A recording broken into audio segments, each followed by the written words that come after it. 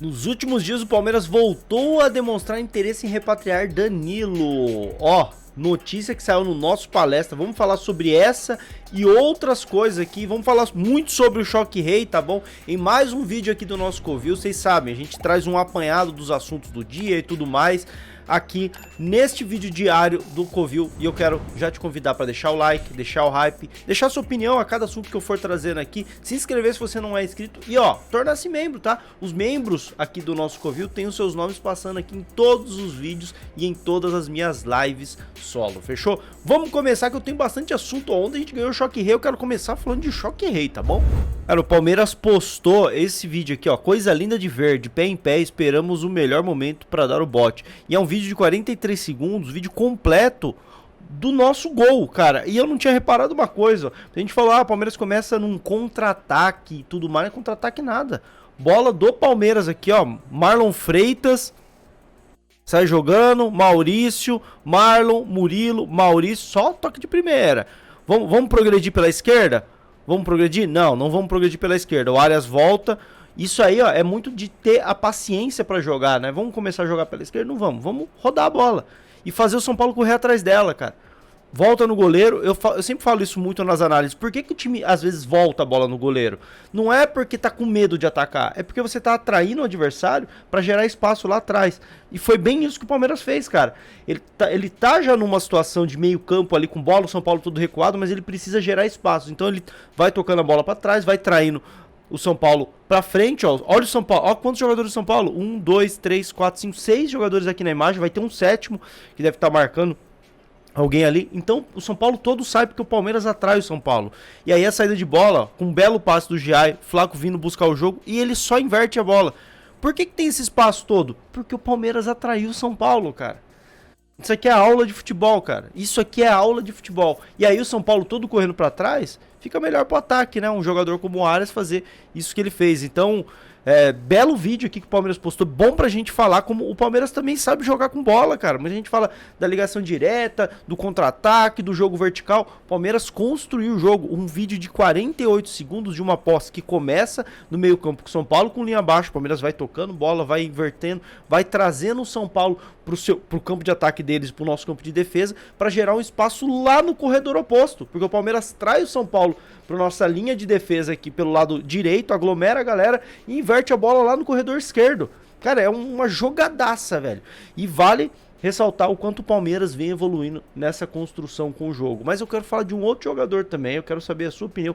Quem foi o melhor em campo? Pra mim, temos um novo titular na lateral direita. Cara, que partida fez o Giai, hein? Aqui eu peguei alguns lances do Giai. E olha como ele se limitou a não tentar o passe mais difícil. Se posicionou bem, sempre tocando no pé.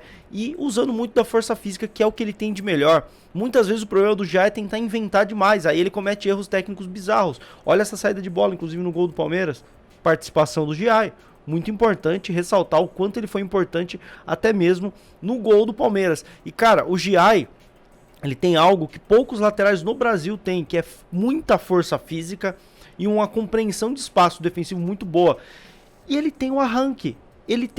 Olha como ele chega muito bem na linha de fundo. O problema é que ele não é muito bom no cruzamento, ele não bate muito bem na bola e tudo mais. Só que se ele usar isso a favor dele, que é saber explorar os espaços, saber avançar na hora certa, mas na maior parte do jogo fazer o arroz com feijão, que é marcar bem e explorar o físico, cara, ele é um baita de um lateral. O problema é que quando ele tenta inventar demais, inverter bola, tenta fazer algo que não é da técnica dele, ele vai mal, cara. E ontem no jogo difícil como esse, olha como ele foi bem, cara. Participou de todas as fases do jogo. Participou de construção.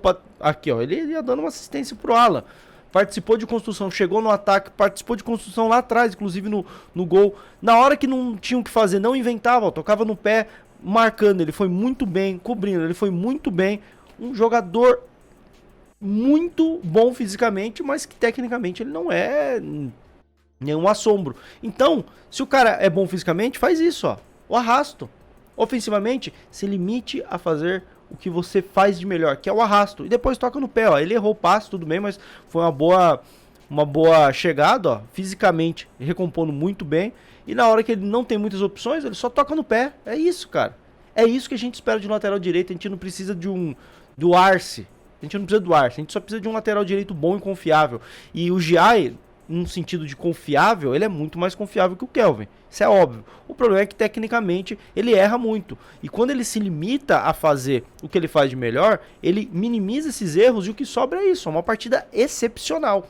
Pra mim, disparado, apesar do gol ter sido do Arias, pra mim, disparado o melhor em campo, cara. A partida que fez o Giai ontem é surreal. Eu quero saber a sua opinião, mano. Vocês também têm... Qual que é a opinião de vocês sobre o jogo do Giai e sobre o atleta Giai, mano? Eu acho ele muito útil. Ele só precisa entender que ele tem que fazer o que é bom dele, cara. Explorar as características dele. Não querer fazer um algo a mais. Esse algo a mais não precisa. Não precisa. Faz o seu, cara. Faz o seu, que você vai ser titular do Palmeiras. E vai ser um bom titular. Quero saber a sua opinião aí. Ei, pera só um segundinho. Eu curto fazer compras no Mercado Livre, vou falar bem a verdade, eu compro tanta coisa lá. E outra coisa que você gosta é do canal do Ricoville, né? E agora tem como você ajudar o meu canal comprando no Mercado Livre, tá bom? Você vai entrar aqui em conferir produtos, eu separei algum produto aqui, mas você não precisa comprar ele, tá? Você entra pelo meu produto, isso vai te redirecionar pro Mercado Livre e lá você pesquisa o que você quer comprar. Comprando a partir dessa entrada pelo meu canal, você vai estar colaborando e financiando o canal do Ricoville, ajudando com que eu traga cada vez mais conteúdo aqui pra vocês todos os dias, tá bom? Então não custa nada, mano. Entra por aí, dá uma forcinha pra nós e segue seu vídeo aí, tá bom? Cara, e essa aqui me pegou desprevenido, tá? No domingo de manhã, ó. Notícia aqui do jornal O Globo. Apuração aqui do Lauro Jardim, o colunista do o Globo, ó. Palmeiras avança pra trocar o naming rights do seu estádio. Estão bastante avançadas as negociações para o Nubank substituir a Allianz Seguros como naming rights da arena. Na mesa, o contrato de 10 milhões de dólares anuais até 2044. Para essa transação fechar, a diretoria palmeirense terá que rescindir o contrato atual com a seguradora alemã. Que aqui a gente não tem detalhes de como é a questão contratual, no caso de uma rescisão e tudo mais, mas a gente pode levar em consideração essa parada aqui, ó. Estão bastante avançadas as negociações, ou seja, se estão avançadas é porque se o Palmeiras está avançando na negociação é porque vê como uma possibilidade sim de rescindir com a Allianz. E eu não tenho muito o que opinar, a gente vai precisar de mais informações sobre isso, mas aí eu já pergunto para você, deixa aí nos comentários como ficaria o nome do estádio. Nubank Park, no Park, pô, não consigo imaginar um nome legal, cara. Bank, palestra nu, não consigo, cara. Vai ficar muito esquisito. Nubank Park, não fica bom, mano, não fica bom. E é muito estranho porque a gente não chama mais o nosso estádio por algo que tem origem do estádio, né? O palestra, é o Allianz. A gente chama Allianz. O nome Allianz pegou muito forte. E seria, pô, aí beleza, se for bom pro Palmeiras, se for bom pra marca, enfim, isso aí eu não tô aqui pra discutir porque eu não sei exatamente, eu também não sou especialista da área pra saber se é bom ou não uma troca. Mas agora, falando do nome, assim, né, a questão do nome, Allianz é um nome que pegou muito, cara, e a Allianz ganhou muito com esse naming rights, não só aqui no Palmeiras, como na Allianz Stadium, na Allianz Arena, enfim, são chamados de Allianz, né, porque é o naming rights, mas aqui no Brasil falou Allianz, se pensa na arena do Palmeiras, né? Então, quero saber a sua opinião, mano. E aí? Como é que fica esse nome, velho? Deixem sugestões aí nos comentários, mano.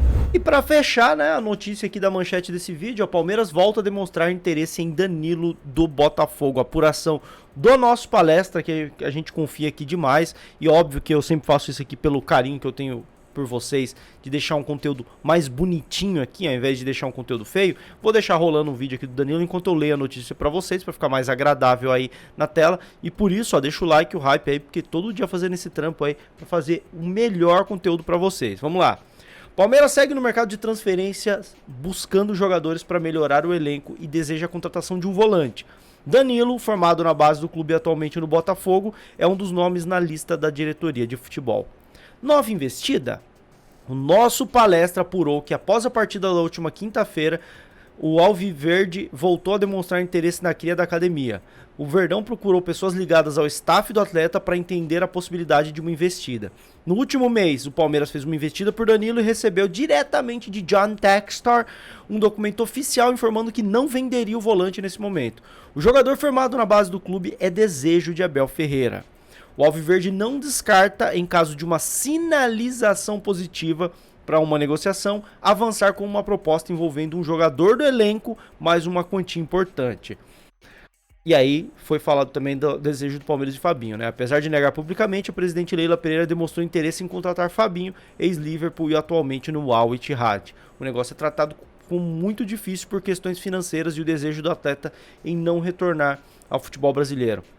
E aí quando sai a notícia de que o Palmeiras pode envolver, além de uma grana boa que o Botafogo tá precisando, também um jogador do elenco, eu acho que isso aumenta muito as chances desse negócio acontecer no caso de uma sinalização positiva. A gente não tem essa notícia ainda se já houve essa sinalização positiva ou se estão aguardando, ou, enfim, a gente não sabe, mas pela notícia aí do Léo Barbieri, o Palmeiras aguarda por essa sinalização para ir tentar avançar pelo Danilo. Se essa sinalização vier, o Botafogo tá precisando de dinheiro e dá para ver pelo elenco que o Botafogo tá formando que ele tá tentando montar um elenco, cara. Buscou o Ferrarese no São Paulo, buscou o Júnior Santos de volta. O Botafogo não tá montando um elenco fortíssimo. Tá querendo montar um elenco com boas peças e ponto final, até mais baratas, porque tá sem grana, né? Então trocar um Danilo por um... E aí eu tô chutando qualquer nome. Trocar um Danilo por um... Deixa eu ver, um Luigi, um Jefté, um Emiliano Martinez, mais uma grana, pro Botafogo poderia fazer muito sentido. Enfim, eu quero saber a opinião de vocês. Eu particularmente sou muito fã do Danilo. Ele não é 5 e ele quer jogar de 8, e ele tá jogando de 8, mas no Palmeiras ele também jogava de 8. Muita gente fala que ele era o 5, o Zé Rafael é o 8. A gente já fez análises aqui, eles tinham mapas de calor iguais pelos dois lados, eles se revezavam. Quando a jogada era por um lado, um fechava como 5, quando era pelo outro, o outro fechava como 5, e ele chegaria para fazer esse 8, que pode virar 5, num esquema que o nosso 5 hoje é o Marlon Freitas, que é um 8. Então, pô, eu não vejo problema não. O Palmeiras hoje joga sem um 5 e eu acho que tá cada vez mais seguro. O nosso problema era marcar a entrada da área, o Palmeiras já vem fazendo isso melhor nos últimos jogos e tende a melhorar.